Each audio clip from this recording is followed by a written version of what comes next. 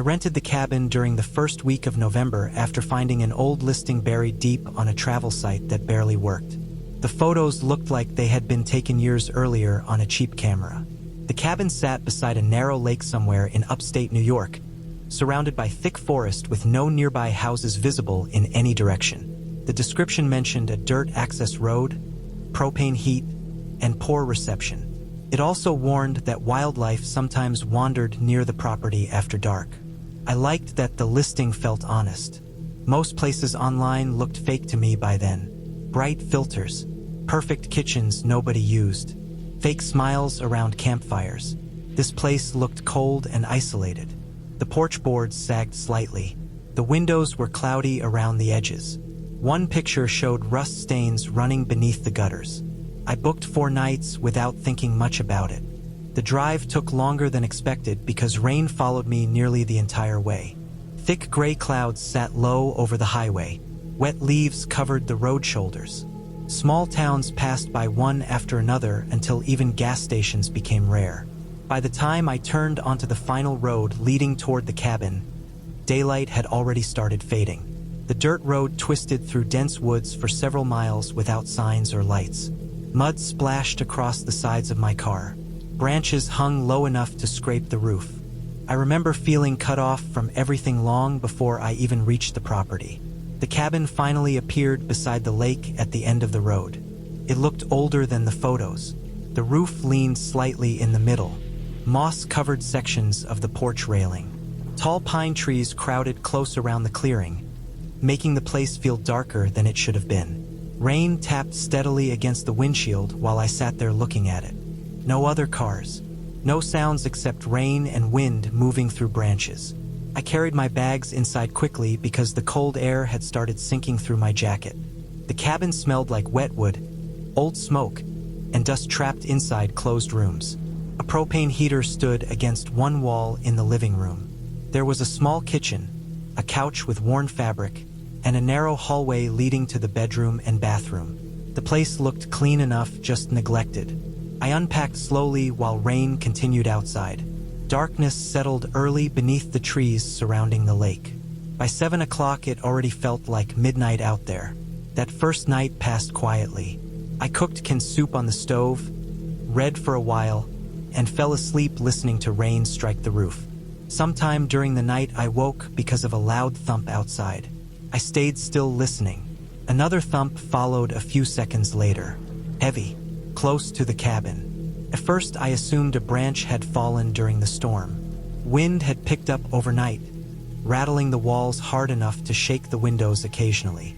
Then came a scraping sound, slow, dragging across wood. The noise moved along the outside wall near the bedroom. I sat upright in bed staring toward the dark hallway. Every sound inside the cabin suddenly felt louder.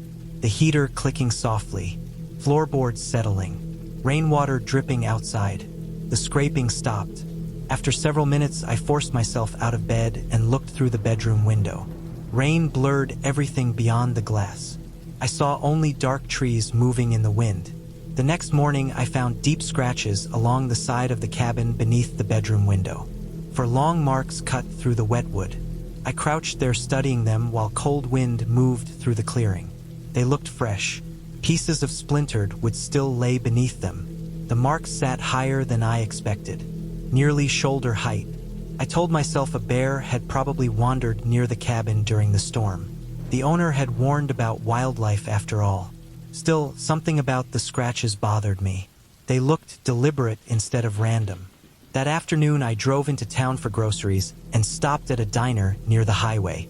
The waitress looked surprised when I mentioned the lake area where I was staying. She explained that most cabins there stayed empty during colder months because break-ins had become common over the past year.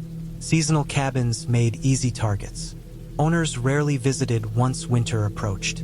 That information stayed in my head the entire drive back. When I reached the cabin near sunset, I noticed the front porch light was on.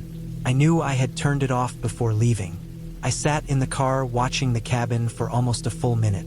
Nothing moved inside. No shadows crossed the windows. Eventually, I convinced myself I had simply forgotten the light earlier. Still, after stepping inside, I checked every room carefully. Nothing appeared stolen, nothing damaged, but the place felt different in a way I could not explain. Small things seemed slightly out of place. One kitchen chair angled away from the table. A cabinet door cracked open, my backpack leaning against the wall differently than before. Tiny details, enough to make me uneasy without proving anything. That night, I locked every window and pushed a chair beneath the front door handle before going to bed. Sometime after midnight, I woke again. This time from footsteps, not outside, inside the cabin. Slow creaks moved through the living room floorboards. I froze immediately. The bedroom door stood slightly open, leaving a narrow view into the dark hallway beyond. Another floorboard creaked, then silence. I remember the pressure building inside my chest while I listened. The footsteps came again, softer this time, moving toward the kitchen area. I grabbed the flashlight beside the bed and stepped into the hallway. The living room was empty, the chair still pressed beneath the front door handle. Every window locked. I swept the flashlight slowly across the room, then noticed the bathroom door standing open. I knew I had closed it earlier. The light from my flashlight reached only partway inside. A muddy footprint marked the bathroom floor just beyond the doorway. Large boot print. Fresh. Rainwater still glistened around the edges. I backed away immediately and checked the small rear door beside the kitchen. Unlocked. Cold air drifted through the narrow gap where it had not fully latched. Someone had been inside the cabin. Recently, maybe still inside when I woke up. I grabbed my keys and left without packing most of my things. Rain soaked through my clothes before I even reached the car. My hands shook badly enough that I dropped the keys once trying to unlock the door. The engine finally started. As my headlights swept across the clearing, I saw movement near the tree line behind the cabin. A man standing between the pines, tall, wearing a dark rain jacket. He did not run or hide when the lights hit him. He simply stood there watching the cabin. Watching me, I drove out fast enough that the tires slid through mud several times along the narrow road. About 20 minutes later, I reached the highway and called the sheriff from a gas station. Deputies searched the cabin before sunrise. They found evidence that someone had been using an old storm shelter hidden behind the property. Blankets, empty food cans, stolen tools from nearby cabins. According to the sheriff, a drifter had been moving through seasonal properties around the lake for months, entering cabins while renters slept or left for town. The muddy footprint matched boots recovered later when the man was arrested several counties away after breaking into another vacation cabin. The scratches outside the bedroom window were not from an animal at all. Investigators believed he had made them himself using a metal rake stored behind the woodshed. They thought he used noises outside cabins to check whether people staying there were heavy sleepers or easily frightened enough to leave quickly. I never got most of my belongings back from that cabin. Deputies later found some of my things buried behind the storm shelter under wet leaves and dirt. Even now, years later, I still think about how long that man may have been standing outside watching the cabin before deciding to come inside while I slept only a few feet away.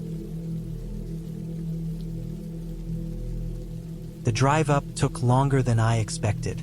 The GPS lost signal somewhere past the last gas station, and I had been navigating by a handwritten note my coworker left me with the cabin address and a rough sketch of the turnoffs. The road narrowed twice before it stopped being paved at all, and the last mile was gravel that popped under my tires like scattered applause. I had been looking forward to this for 3 months.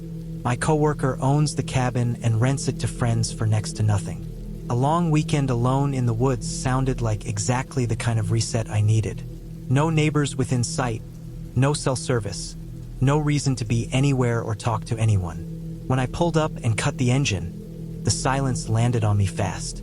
Not the city kind of quiet that still hums with traffic and air conditioning, but actual silence, where the only thing you hear is what the wind decides to carry.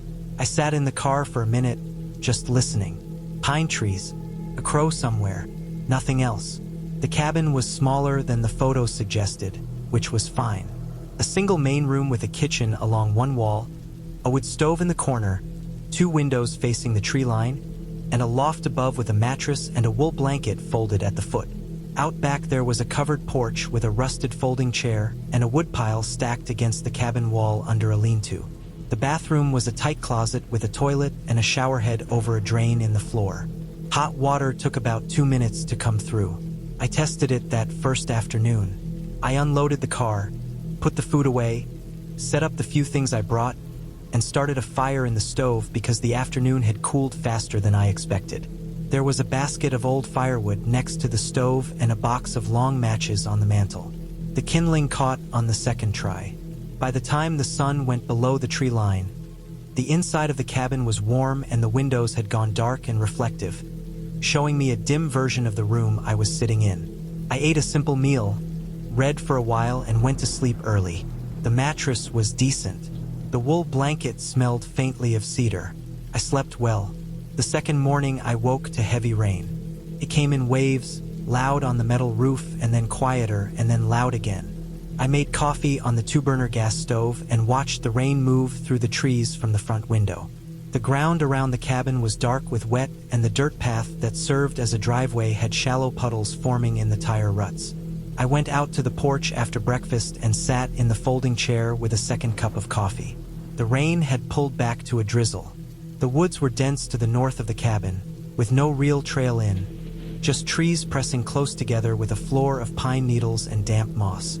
To the south, the trees thinned, and you could see a small slope dropping toward what I figured was a creek, because I could hear water moving when the wind came from that direction. I noticed the woodpile had been disturbed. Not dramatically, just 2 or 3 pieces of wood that had fallen off the side of the stack and were sitting in the mud below the lean-to. I assumed it was from the wind overnight. I stacked them back and went inside. That afternoon, the rain stopped. I put on boots and walked south toward the creek. It was maybe 200 feet from the cabin, a narrow thing running cold and clear over flat gray stones. I sat on a rock near the bank and listened to it for a while. On the far bank, there was a depression in the mud, a soft hollow where the soil had given way near the roots of a fallen tree. The depression was filled with maybe an inch of rainwater. I noticed there was a footprint in the mud beside it. Clear toe marks, a wide heel, a boot, larger than mine. I told myself it was old. The mud had been soft before the rain too, and someone could have walked through there days or weeks before and the print had survived because the tree roots kept that particular patch sheltered. I walked back to the cabin. I did not think about it much more than that. I made dinner, kept the fire going, and read until my eyes got heavy. At some point during the night I woke up. I was not sure what woke me. No sound I could identify, just the abrupt end of sleep. I lay still on the mattress and listened. The fire in the stove had died to coals. The cabin had cooled. Outside, the wind moved in the trees with a low, continuous sound. Nothing else. After a few minutes, I closed my eyes and went back to sleep. The third morning, I went to get wood from the pile out back. I needed enough for the day and figured I would stack some inside to keep it dry. When I rounded the corner of the cabin, I stopped. The tarp that had been covering part of the woodpile had been moved.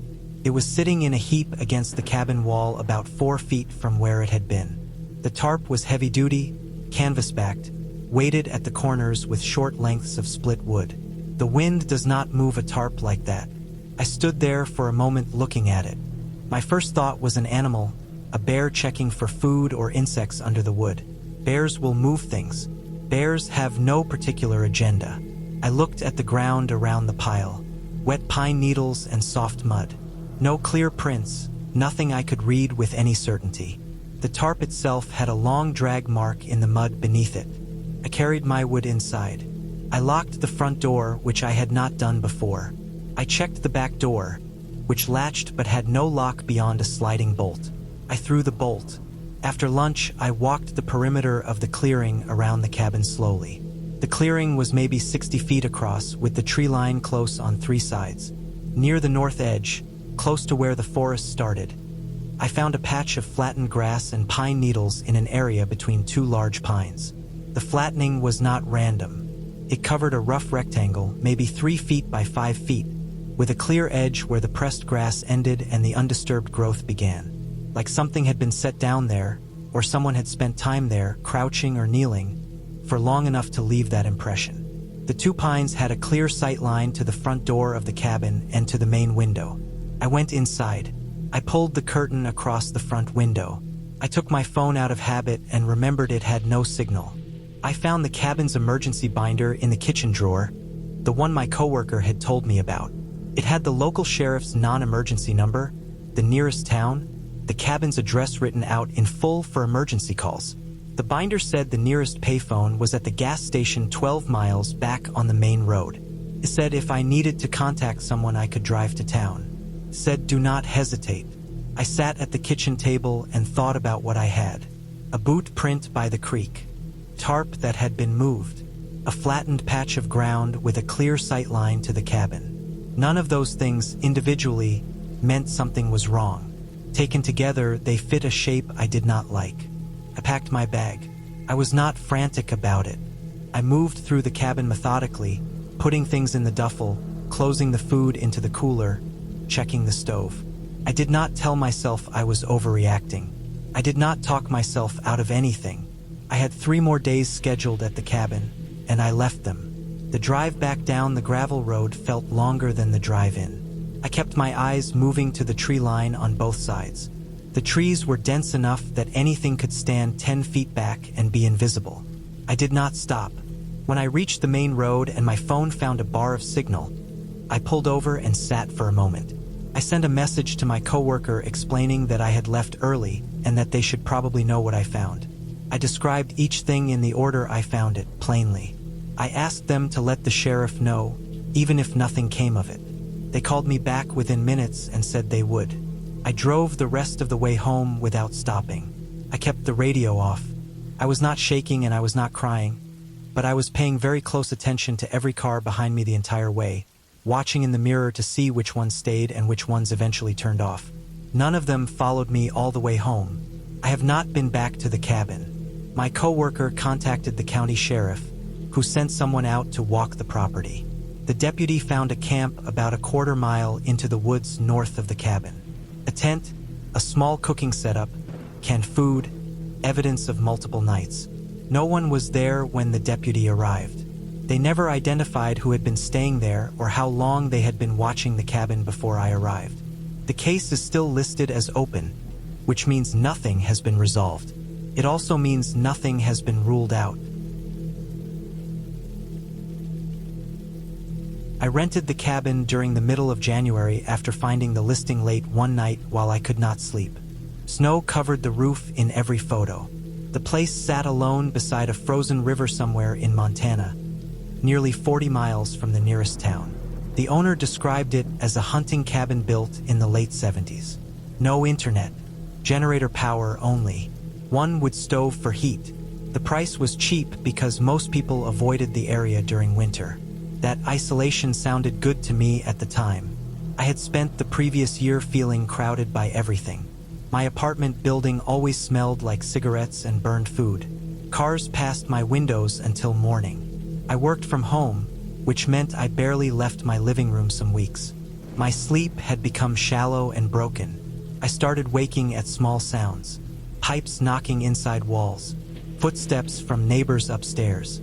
Sirens far away. I wanted silence. The drive into the mountains took almost an entire day.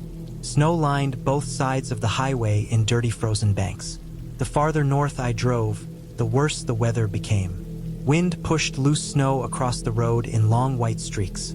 The sky stayed dull and heavy the entire afternoon. By the time I turned onto the final dirt road, darkness had already started settling over the trees. The road looked barely maintained. Ice covered most of it. Pine branches bent low under snow and scraped the roof of my truck as I drove deeper into the woods. I passed no other vehicles, no houses, no lights anywhere. The cabin appeared suddenly through the trees beside the frozen river. It looked smaller than the listing photos. Older too. The porch leaned slightly toward one side. Snow had drifted against the walls almost halfway to the windows. A single floodlight near the front door lit part of the clearing in pale yellow. I carried my bags inside quickly because the cold had started biting through my gloves. The air inside smelled like old wood, ashes, and damp fabric. The owner had left enough chopped firewood stacked beside the stove for several days. The furniture looked worn but solid. A couch near the fireplace. A narrow kitchen with metal cabinets. a bedroom barely large enough for the bed. The silence hit me immediately after closing the door. Not quiet like the city late at night. Real silence. No traffic. No distant voices. No hum from appliances. Just wind brushing against the cabin walls and the occasional cracking sound from ice outside near the river. I made a fire in the stove, unpacked my food, and sat near the window watching snow drift through the floodlight outside. For the first time in months, my mind felt calm. The first 2 days passed quietly. I spent most of the time reading, cooking simple meals, and walking short distances near the river before the cold forced me back inside. My phone had almost no signal, which I started enjoying after a while. The world outside the cabin felt very far away. On the third night, I woke suddenly sometime after midnight. At first, I did not know what had disturbed me. Then I heard it again. A dull metallic sound outside. Slow. Rhythmic. I stayed still in bed listening carefully. The sound came every few seconds. Metal against metal. Soft but clear in the silence surrounding the cabin. I finally got up and looked through the bedroom window. Nothing moved outside. Snow reflected enough moonlight for me to see most of the clearing. My truck sat where I had parked it beside the woodshed. The river behind the cabin looked flat and white beneath the trees. The sound stopped. I stood there for another minute before going back to bed. The next morning, I found fresh marks in the snow near my truck. Boot prints. Not mine. The prints circled the truck once, then continued toward the back of the cabin before disappearing near the tree line. I stared at them for a long time. The cabin owner had mentioned occasionally checking the property during winter, so I tried convincing myself the tracks belonged to him. But something felt wrong about how close they came to the windows. I checked my phone again. Still no signal.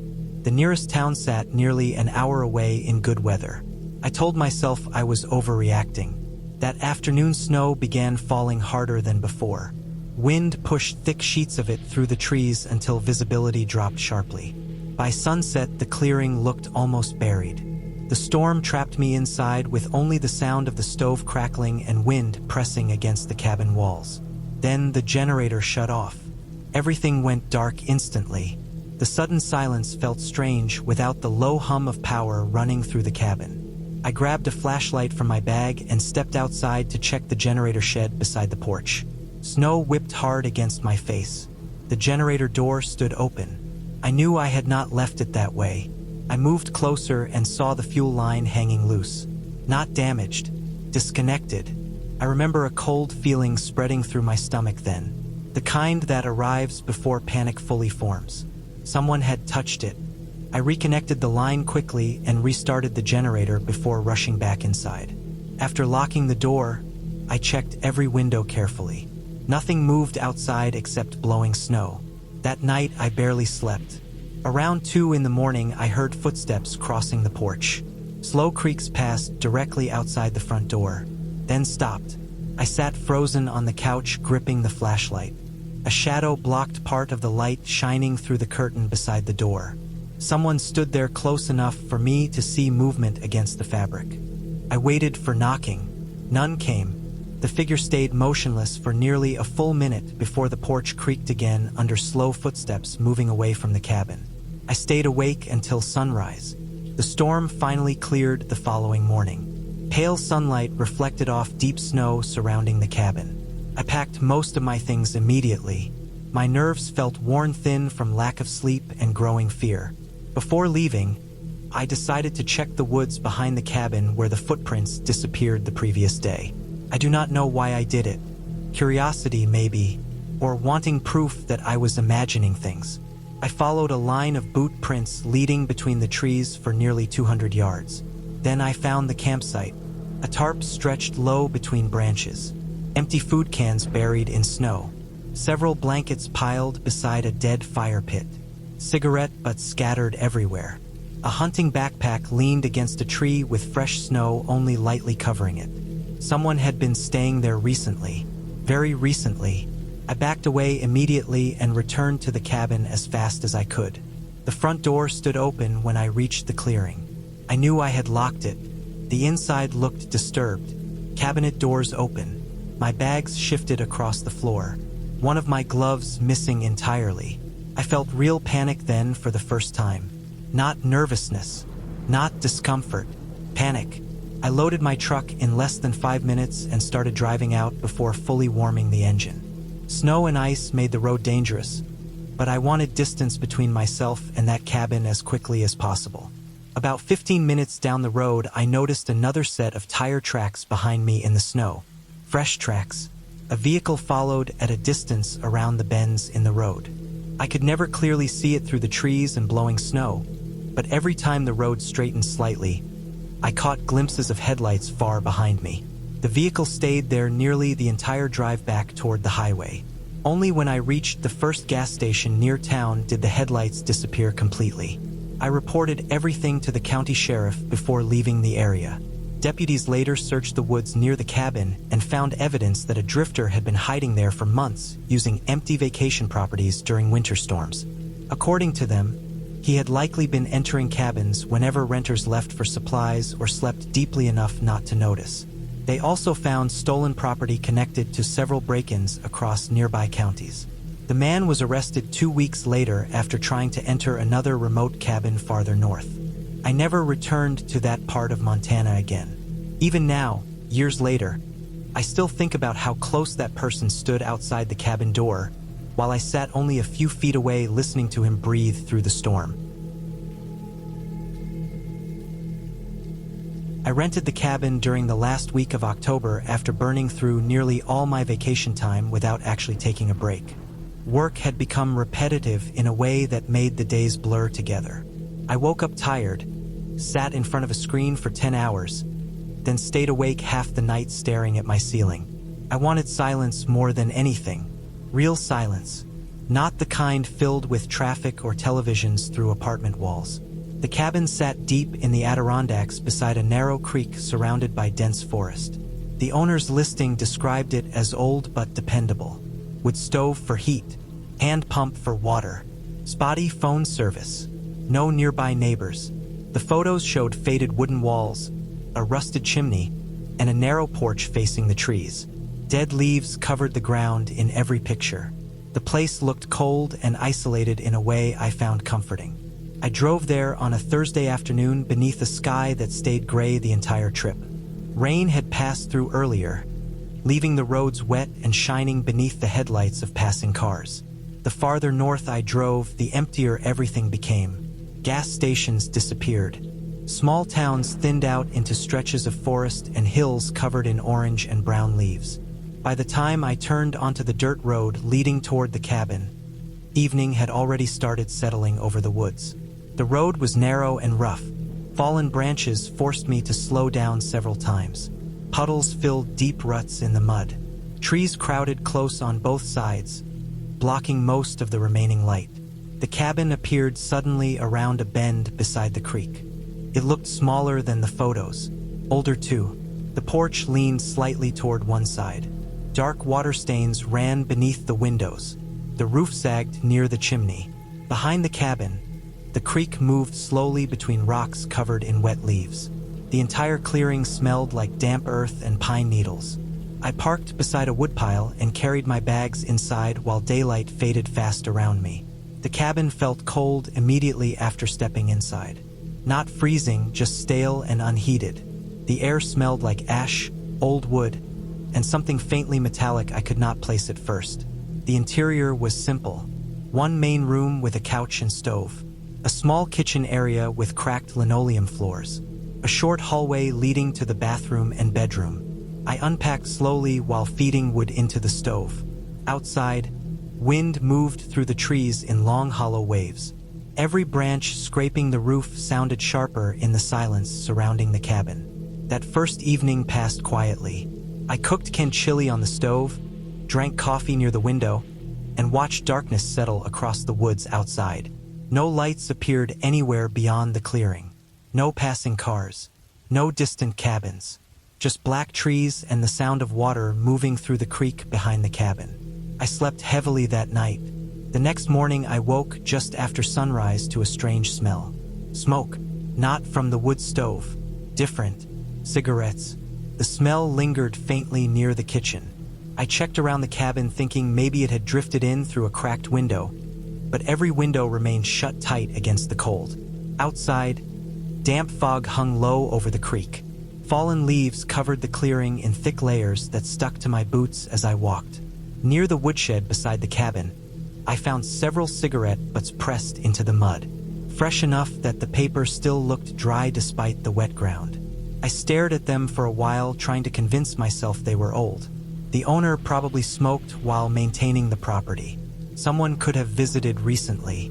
Still, the sight bothered me enough that I kept glancing toward the woods while gathering firewood. The second night felt different from the first.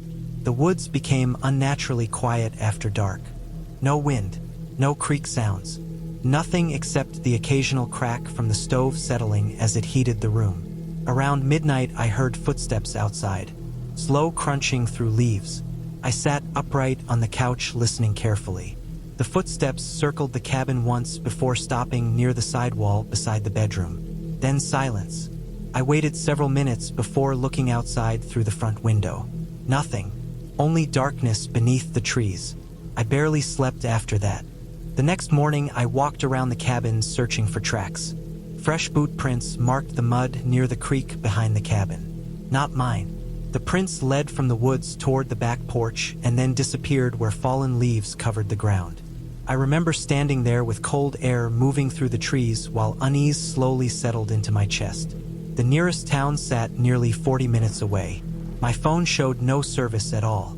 That afternoon, I drove into town mostly to calm myself down. The place barely qualified as a town. One gas station, a diner, a hardware store with faded signs hanging in dusty windows. While buying supplies at the gas station, I noticed a handwritten flyer taped beside the register warning cabin owners about recent break-ins around the area. According to the notice, someone had been entering seasonal properties while owners were away hunting or staying in town overnight. The clerk mentioned that several cabins near the creek roads had been hit already that fall. I drove back feeling tense the entire way. Dusk arrived early beneath the thick clouds gathering over the mountains.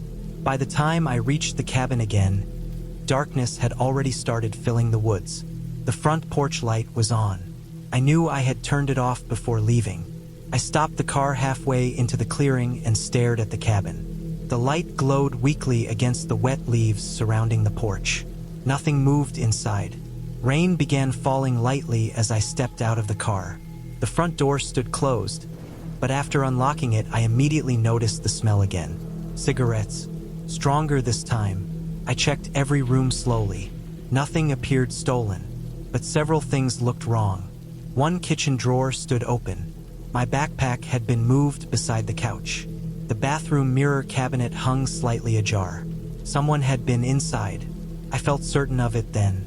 I locked every door and kept the flashlight beside me the rest of the evening. Rain intensified after dark, drumming steadily against the roof while wind pushed branches against the cabin walls. Around 2 in the morning, I woke to a loud creak from the porch. Then another. Footsteps, slow and heavy. The porch boards groaned under shifting weight directly outside the front door. I stayed motionless in bed listening. The footsteps stopped. A few seconds later, the doorknob turned slowly. Not hard, just enough to test whether it was locked. Every muscle in my body tightened. The knob moved once more before stopping completely. Then came silence.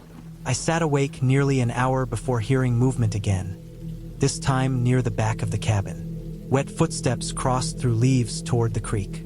I waited until daylight before leaving the bedroom. Outside, muddy boot prints covered the porch. Large prints. Fresh rainwater pooled inside them. I packed immediately after seeing that. While loading my car, I noticed something near the creek behind the cabin. A tarp hidden between trees about 50 yards away. I walked closer carefully. Beneath the tarp sat a makeshift campsite. Blankets, empty food cans, cooler, cigarette packs scattered across wet ground. Someone had been living there, close enough to watch the cabin every night. I left without finishing packing half my things. About 20 minutes after getting back onto the highway, I stopped at a sheriff's station and reported everything. Deputies searched the area later that afternoon and found a man hiding near the creek campsite. According to them, he had been moving between empty cabins throughout the fall. breaking in for food, clothing, and money whenever renters left during the day or slept heavily enough not to notice him inside. The cigarettes, footsteps, and moved belongings all matched reports from other cabin owners nearby. One deputy later told me the man had likely been inside my cabin while I slept the second night. That part stayed with me longer than anything else. Even now, years later, late October still reminds me of wet leaves stuck to muddy boots, cigarette smoke drifting through cold rooms, and the sound of a locked doorknob turning slowly in the middle of the night. I booked the cabin in late October after a rough stretch at work that had started bleeding into every part of my life. I had been sleeping badly for months.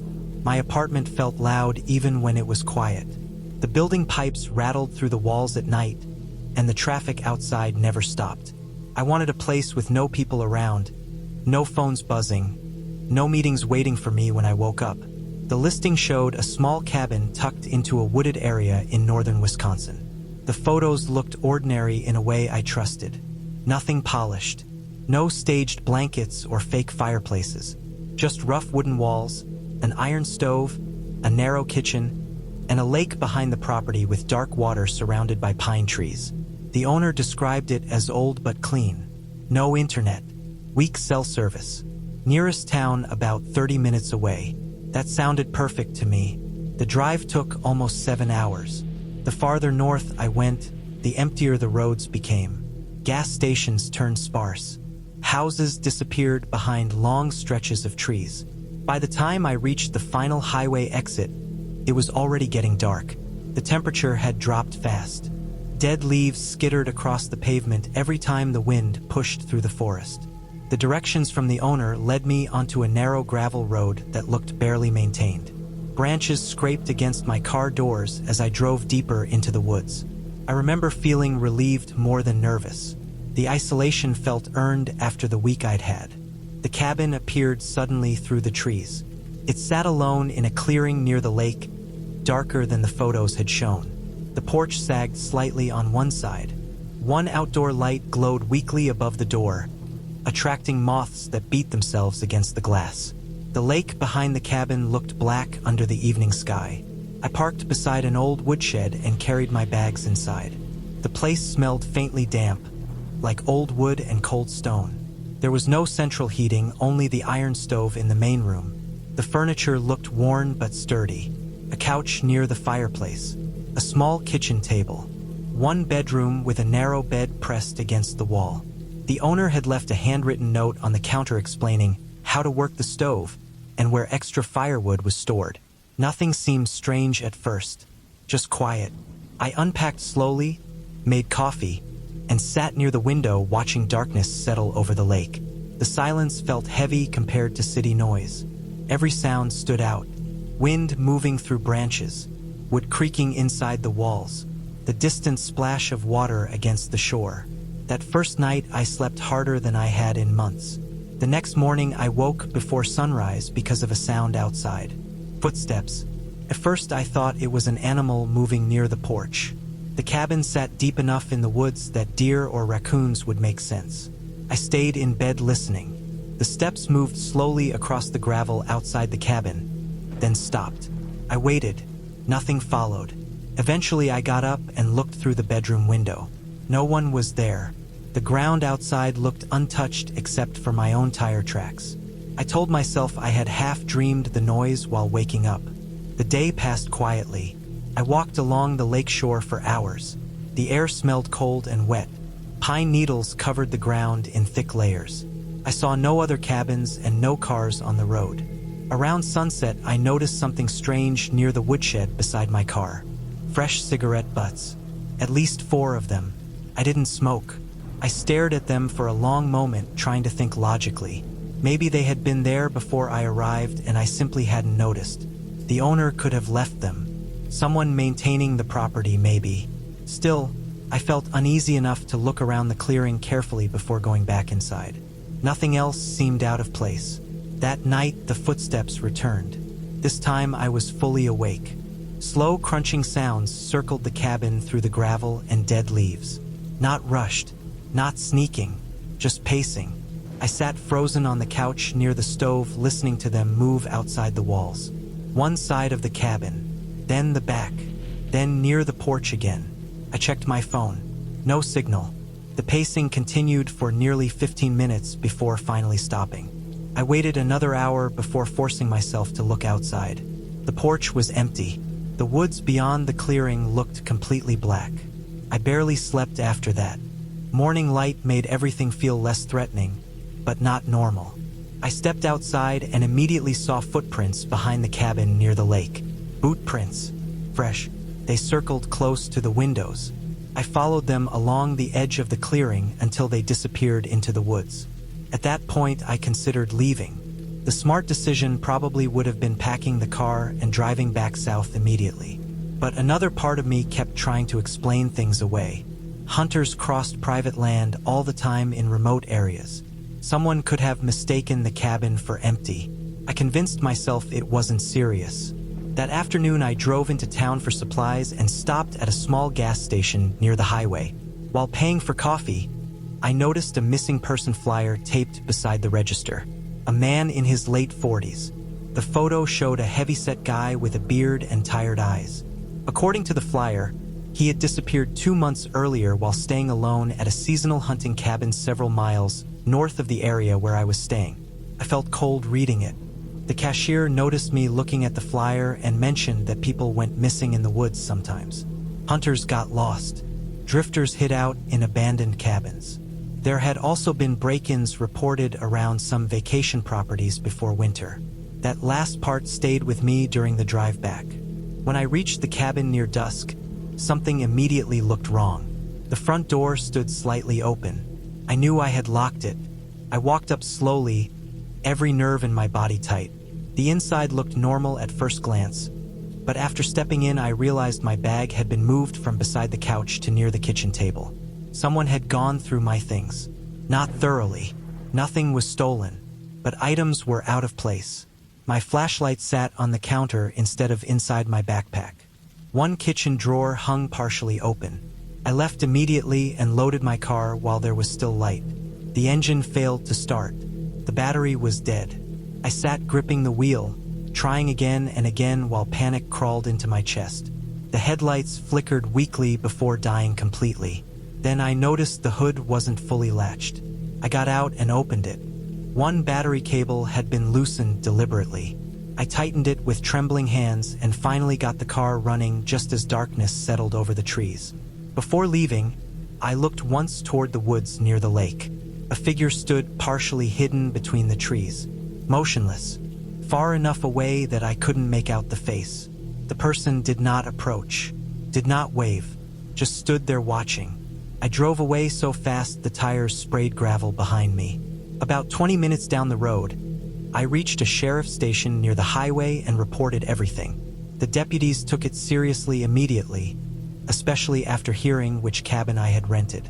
They explained that several vacant cabins in that region had been used by squatters over the years, especially during colder months. Some of them hid nearby when renters arrived, watching for opportunities to steal food, supplies, or vehicles.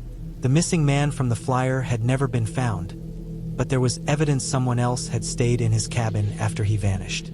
The deputies searched the property that same night. They found a makeshift campsite less than a quarter mile behind the cabin, hidden deep in the trees. Blankets, food wrappers, cigarette packs, a hunting knife, signs that someone had been living there for weeks. They never officially confirmed whether the person connected to my cabin had anything to do with the missing man, but one deputy admitted the timing bothered them. I stayed in a motel near the highway until morning before driving home. For weeks afterward, I kept thinking about those footsteps circling the cabin at night. Not rushing, not trying to break in immediately, just moving slowly outside while I sat inside, unaware of how long someone had probably been watching me from the woods before I ever noticed anything was wrong.